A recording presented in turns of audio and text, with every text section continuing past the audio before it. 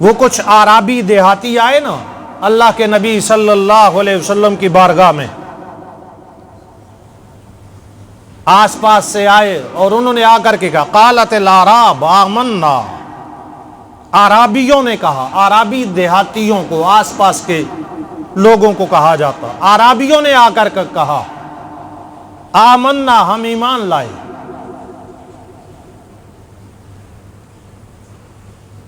تو اللہ رب العزت نے نبی کریم صلی اللہ علیہ وسلم کو حکم دیا کہ آپ انہیں یہ بات کہیں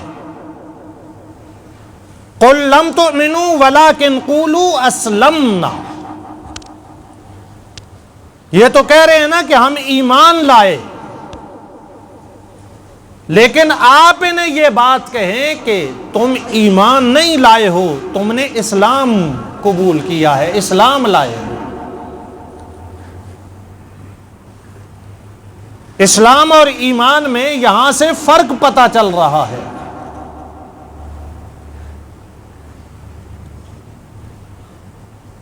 تم ایمان نہیں لائے، تم نے اسلام قبول کیا ہے، اسلام لائے ہو۔ ایمان تو وہ ہے جو دلوں میں رچ بس جائے۔ جب ایمان دل میں آ جائے تو پھر اس کے مقابلے میں کوئی چیز دل میں نہ آئے، جس کو ایمان کہا ہے۔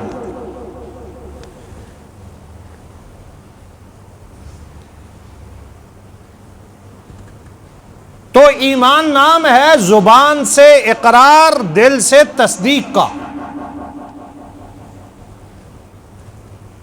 اور بعض علماء نے ایمان کے حوالے سے 3 باتیں ارشاد فرمائیں۔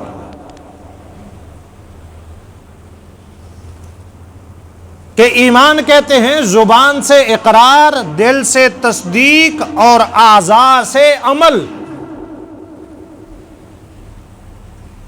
یہ 3 چیزیں جب ملتی ہیں تو ایمان بنتا ہے۔ جو ایمان مطلوب ہے، جو ایمان کامل ہے، وہ ان 3 باتوں کا نام ہے۔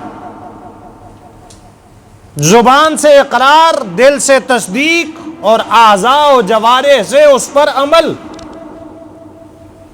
کہ میں اس کا اقرار کر رہا ہوں، میں اس کو دل و جان سے تسلیم کرتا ہوں، تبھی تو میں اس پر عمل کر رہا ہوں۔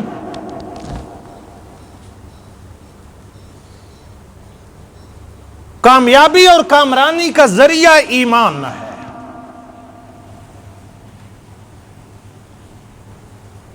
بغیر ایمان والا، غیر مومن، جس کو ہم مشرک بھی کہہ دیتے ہیں، کافر بھی کہہ دیتے ہیں، غیر مسلم بھی کہہ دیتے ہیں،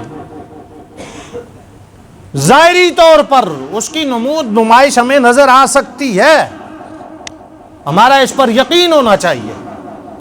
وہ زور آور ہو سکتا ہے، وہ طاقتور ہو سکتا ہے، وہ غالب ہو سکتا ہے، وہ حاکم ہو سکتا ہے،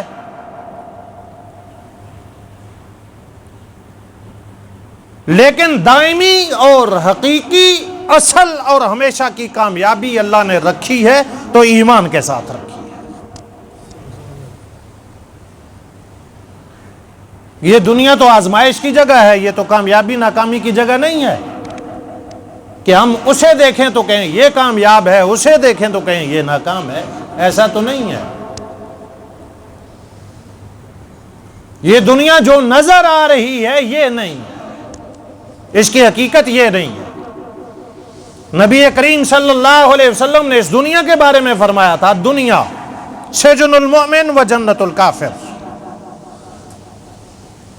الدنیا سجن المؤمن و جنت الکافر۔ یہ دنیا مومن کے لیے قید خانہ ہے، جیل ہے، زنداں ہے۔ جیل خانے میں تو بندے کو آسودگی نہیں ہوتی ہے،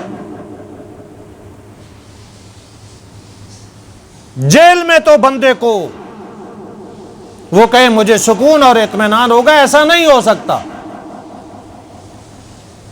چاہے اس کے لیے وہاں ٹی وی کا انتظام کر دیا جائے، بیڈوں کا انتظام کر دیا جائے، باقی سہولیات اور ملاقاتوں کا انتظام کر دیا جائے، جیل جیل ہے۔ اور یہ دنیا مومن کے لیے جیل ہے۔ وجنت الکافر، اور کافر کے لیے یہ جنت ہے۔